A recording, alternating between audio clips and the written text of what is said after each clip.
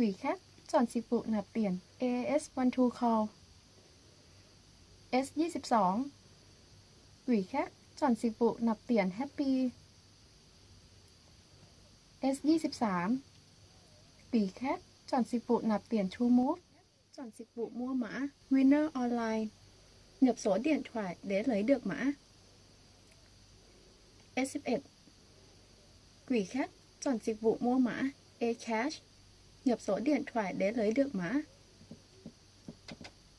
S12 Quỷ khác chọn dịch vụ mua mã Cookie Card. Nhập số điện thoại để lấy được mã. S13 Quỷ khác chọn dịch vụ mua mã TOT. Nhập số điện thoại để lấy được mã. Okay.